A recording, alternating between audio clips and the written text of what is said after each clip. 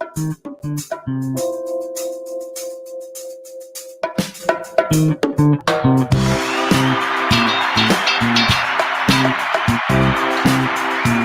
I'm David McGar. This is Property Value. We talk about commercial real estate focused on South Florida. Let's get into these headlines. First one, U.S. hotels sells nearly 75% of all rooms over the past holiday.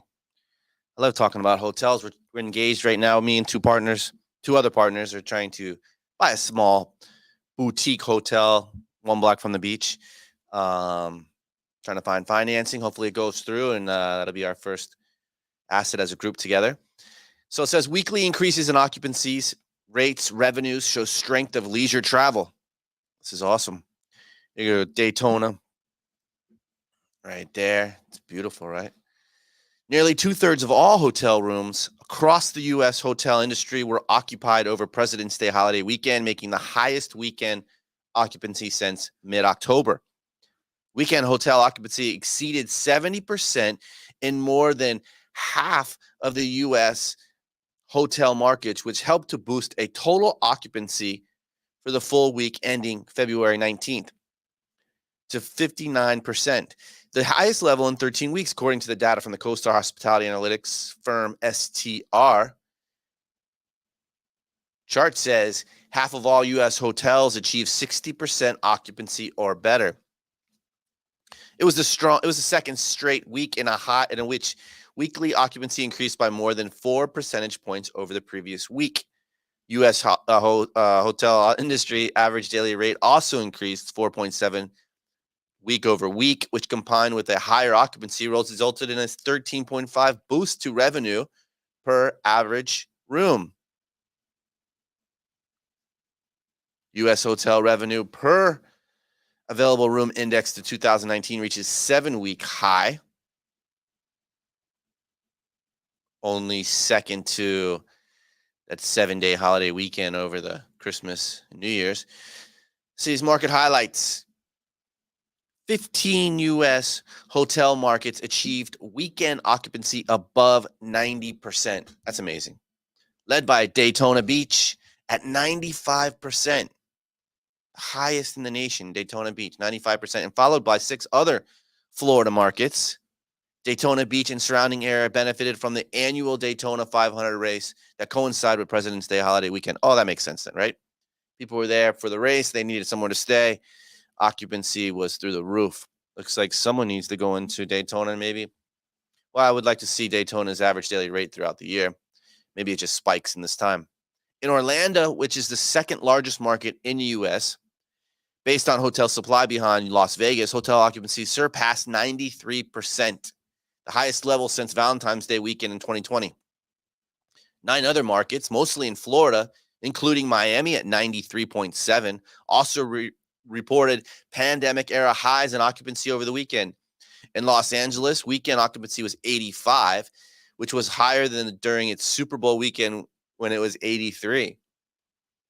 Overall, only 15 markets reported occupancy below 60% this past weekend. Weekday occupancy, Monday to Wednesday, rose for a 4th consecutive week, reaching 54%, a level last achieved during the Christmas holidays, which is showing that business travelers is starting to ramp up. In the top 25 markets, weekday occupancy was a bit stronger at 55%, led by Tampa at 77.6%, and followed by Miami at 77%. That was the weekday. Weekday was held by Tampa with the Miami in second. Phoenix hotels also reported weekday occupancy above 70%. New York weekday occupancy grew for a second straight week to 51%. So in Miami, we were at 77 during the week. New York City, 51. It's a big spread. Among the submarkets identified as central business districts, weekday occupancy was 46%, up 5 percentage points from the previous week. This result weighed down by 6 markets, where occupancy was 35% or less, including Chicago, Houston, Philadelphia, and Washington, D.C. ADR for the week was 8% higher than what it was in 2019. This is the second week since the Christmas holidays in which ADR surpassed 2019 levels. Adjusted for inflation, ADR was 33% lower than what it was in 2019. 26 markets reported weekend ADR above 200, led by Florida Keys at $740 and followed by Maui at $639. Weekend ADR surpassed 2019 levels in 97% of all markets, or in 82% of all markets when adjusted for inflation. Excluding Los Angeles due to the Super Bowl in the previous weekend, weekend ADR in the top 25 markets increased by 10% over the previous week. 8 top 25 markets reported double-digit ADR growth over the weekend, led by Miami, up 36%, and Orlando, which was up 21%. Only Los Angeles, Orange County, and Houston hotel markets reported a decrease in ADR over the weekend. The highest weekend RevPAR was reported in the Florida Keys, where it surpassed $700, only to follow by Maui at $513 and Miami at $459. That report was done by Isaac Coloza, is a VP Analytics at STR. That's awesome, man, when I see hotel occupancy rising, and ADR, average daily rate, rising, and RevPAR rising. It's just, this is a good thing if you're trying to buy one yourself. All right, so that's my hospitality news, what we got going on here. Some biz now. Didn't really see much in biz now. Let's cruise on over to the real deal South Florida real estate news. Focused on South Florida news. Oh, this is more national. Actually, this is more global. That headline reads, as Russians seek a haven for assets, access to U.S. real estate won't be easy. The nation's wealthy citizens are trying to move their money abroad, but sanctions will make doing so a challenge. This is by Keith Larson and Rich Bachman. Says, news reports from Russia this week show people lining up at the ATMs and banks in a rush to withdraw cash as sanctions from Europe and United States plunged the Russian ruble to record lows. Some are now seeking to move their money overseas. An attorney who has worked with Russian buyers said many wealthy people, not oligarchs, but people of considerable means, are trying to frantically get their money out of the country and into real estate. He said, I've had several people reach out to me. What can they buy? The attorney said, unfortunately, I don't think they're going to be able to get their money out. Transferring funds out of Russia and into America real estate will be difficult for a number of reasons. The U.S. already sanctioned several oligarchs as well as Russia's 2 largest banks, and the EU cut 7 Russian banks out of the SWIFT, a global financial messaging system that facilitates money transfer between banks. Faced with the threat of a run of the country's banks, Russian central bank has more than doubled its key interest rate and announced the capital controls temporarily banning brokers from selling securities held by foreign citizens. But Russians who have the means will likely seek to move money abroad. There are no sanctions or laws that expressly prohibit Russians from buying real estate in the U.S., and some financial sanctions have yet to take full effect. U.S. banks still have weeks before they must cut their ties with Russia's largest bank, Sberbank. In times of instability, real estate investors look for a flight to safety. For years, Miami's luxury real estate market was fueled in part by South American investors looking for a hedge against currency fluctuations. Venezuelan elites have used shell companies to funnel money into luxury properties in New York and South Florida, including high-end condos in Sunny Isles Beach and equestrian estates in Wellington and West Palm Beach County. While Russian buyers have spent millions on trophy condos and townhouses in Manhattan, Russian investment is not a major part of New York's commercial real estate. MSCI Real Estate John Costello told NBC he could identify 6 Russian headquartered organizations and people with $1.2 billion in U.S. commercial real estate, a drop in the bucket compared to the $809 billion in commercial real estate sold last year alone. But some are projecting an uptick in investment. We, the U.S., are going to see an inflow of financing from Russia, said Casey Michael, a journalist and author of the book American Kleptocracy. Much of this money will make its way into real estate, Mitchell said, adding that people in the neighboring countries such as Kazakhstan and Azerbaijan, whose economies are linked to Russia's, could also look to invest in property abroad. Scheitzelman, an attorney in Miami office of Schutz and Bowen, who focuses on international disputes, said he also expects Russian money to come to the U.S., especially to Miami. In South Florida, the market is really hot, he said. Not only is it a safe asset, but there is potential for money to be made. But even if the transfers are legal, U.S. banks will likely be wary of accepting money from Russian bank. In light of the know your customers principle in U.S. banking rules, banks could decide it's simply not worth the hassle of additional due diligence, according to the experts. Everyone who comes to you is a potential risk, said Andrew Edelman, an attorney and anti-money laundering expert with First Edelman, David, and Joseph in Miami. Still, Miami Russians also hold accounts in Europe and overseas. It's totally normal for Russians to house money outside of Russia, said Louisa Shelley, who directs the directs of terrorism, transactional crime and corruption center at George Mason University. And while U.S. real estate has long been a haven for foreign investment, Russians could also move money to other countries that have not imposed sanctions.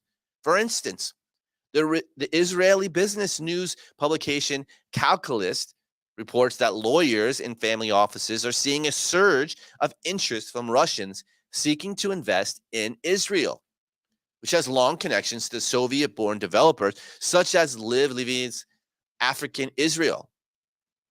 The U.S. government has also announced it would crack down on golden passports, likely a reference to the EB-5 visa program that provides foreign investors the opportunity for a green card in exchange for financing U.S. businesses, frequently commercial real estate developments. The program will be shut off to Russian investors for some time, but other countries that offer actual citizenship in exchange for investment remain an option. The U.S. government has thus far focused much of its attention on assets held by Russian oligarchs, with President Joe Biden announcing Tuesday the formation of a federal task force to find and seize their ill-begotten gains. Oligarchs, be warned. We will use every tool to freeze and seize your criminal proceeds, wrote U.S. Deputy Attorney General Lisa Monaco in a statement Wednesday. But finding those assets will be easier said than done. Dirty money is a gas, said Casey. If you push it one way, it will go another.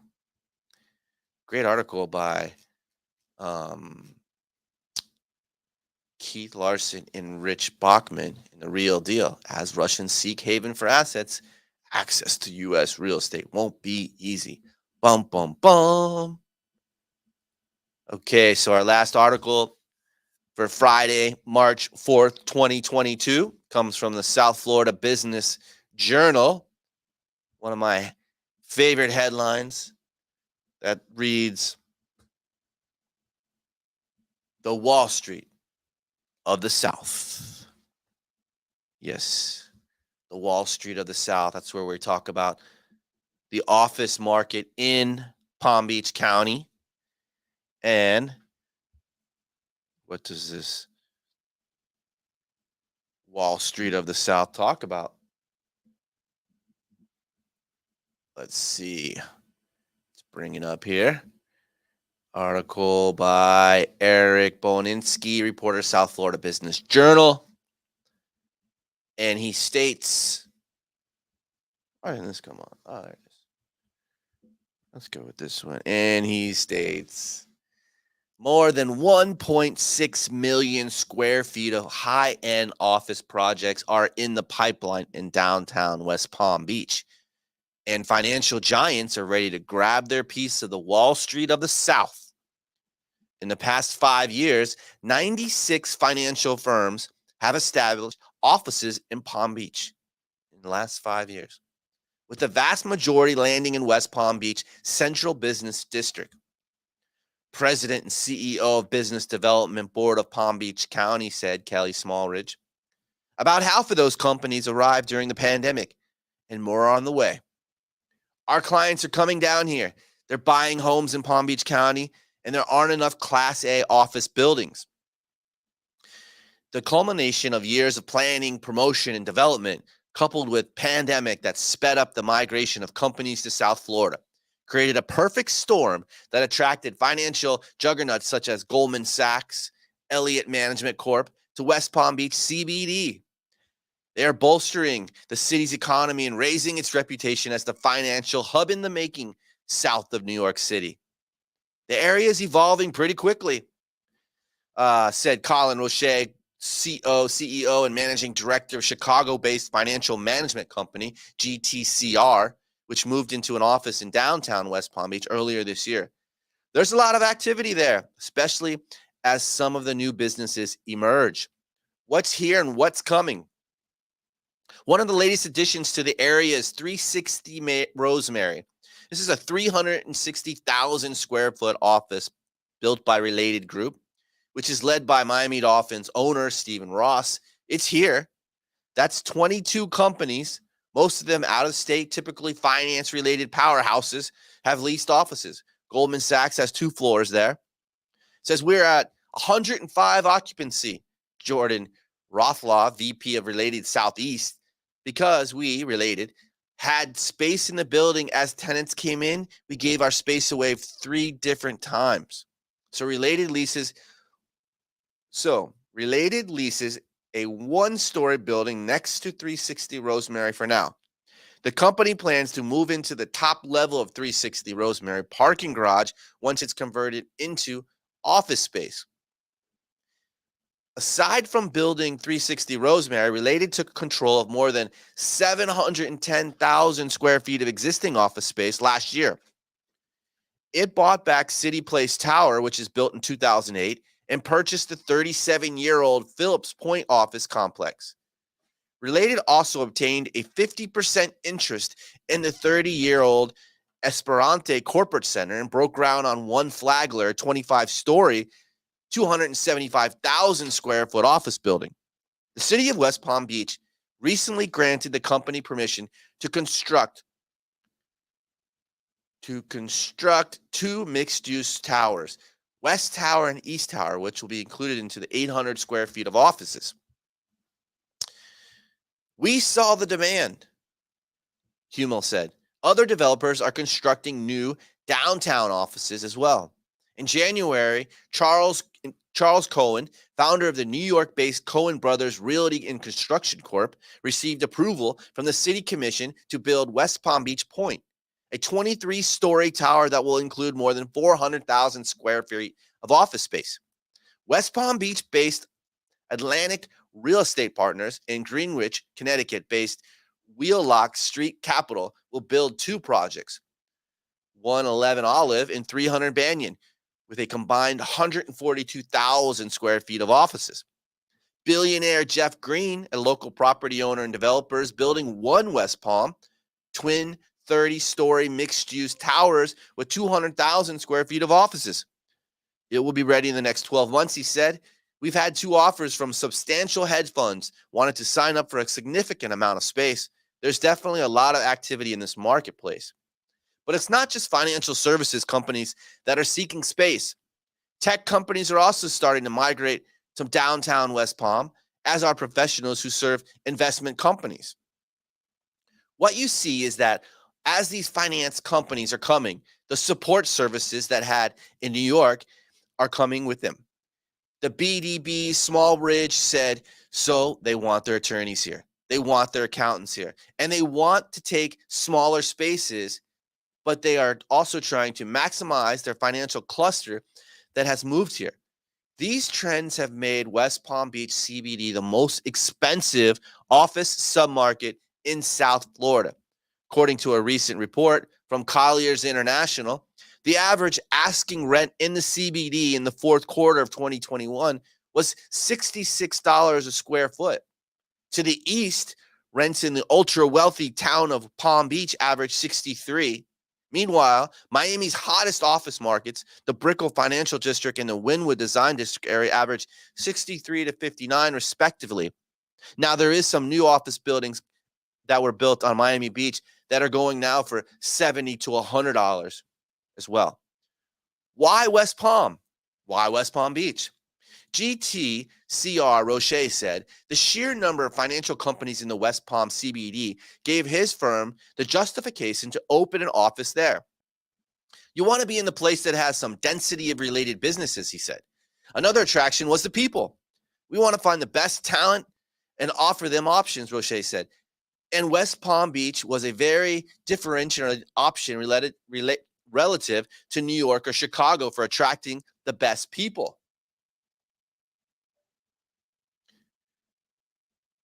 Those working at GTCR's office at Northbridge Center, 515 North Flagler Drive, love West Palm Beach sunshine and quality of life, he added. Smallbridge said the CBD's amenities include a pier capable of docking super yachts, the Kravis Center for Performing Arts, a convention center, and 2 college campuses. A third could follow, as the University of Florida is negotiating to build a 2 million square foot graduate campus for financial services and artificial intelligence. We have a first-class airport. We have the workforce and the talent and the universities that are in alignment with the industries coming in. And we have the best quality of life in Florida, she added. Then there's the walkable development with featuring residents, office, shops, restaurants, and bars.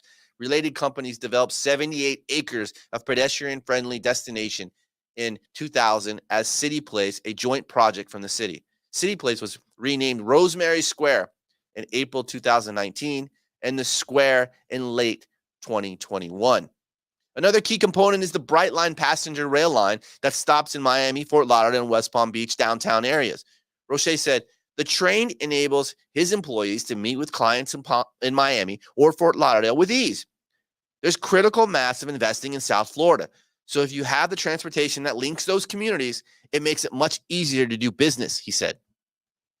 The presence of Brightline Station less than a block away from 360 Rosemary has persuaded some companies to pick West Palm Beach over Miami, since riders can still reach the downtown and Brickell Financial District in less than an hour, Himmel added. The extension of the Brightline to Orlando in 2023 will also give West Palm Beach a boost as more people travel between the cities to conduct business, said Ralph, who lives in CBD. With Brightline, Palm Beach County really sits in the middle of Miami-Dade and Orlando, he said. So West Palm Beach becomes more of an epic center. Wealth magnet. Himmel is bullish on the continued migration of financial companies to West Palm Beach from New York. After all, both he and related companies, Ross keeps hearing from clients in New York, they need more office space in the area. There's not enough, he said. The related companies may construct an additional 3 million square feet of offices in downtown area over the time, Himmel added.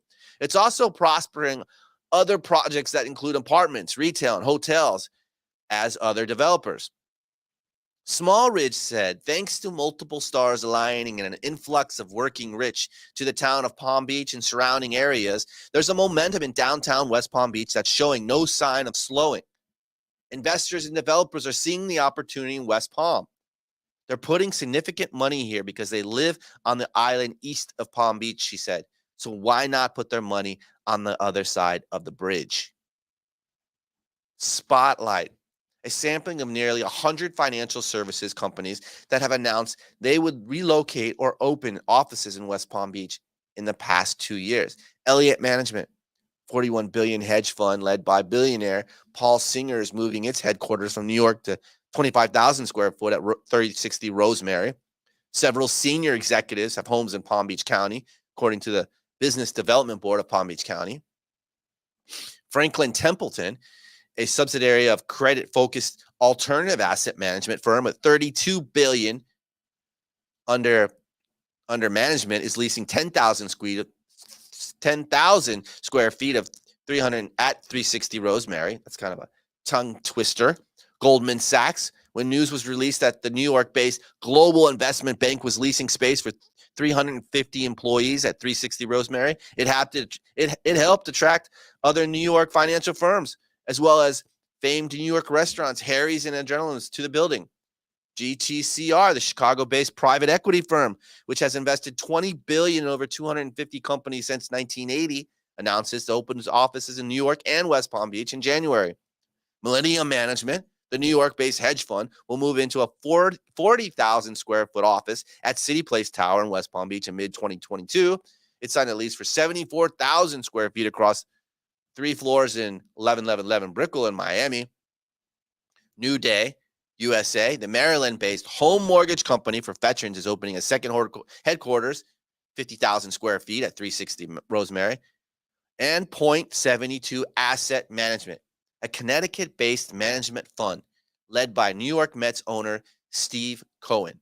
Point72 is opening an office for 45 employees at 360 Rosemary, along with a 9,000 square foot location in Miami Brickell Financial District. That's what I'm talking about. Wall Street of the South. Look at that. Wealth migration. Finance industry giants cluster on Wall Street of the South. I love it. So we have the Wall Street of the South. What are Russians going to do with their money? Where's it going to be? Are we going to take it in the U.S.? Or is it going to be placed in real estate, residential, commercial? Where's it going? Will Miami see any of it? And hotels, off the chain, robust occupancy rates, ADR, RevPAR. That's what I'm talking about.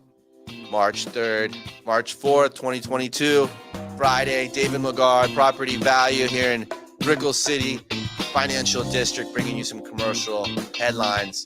Have a beautiful weekend. See you next week.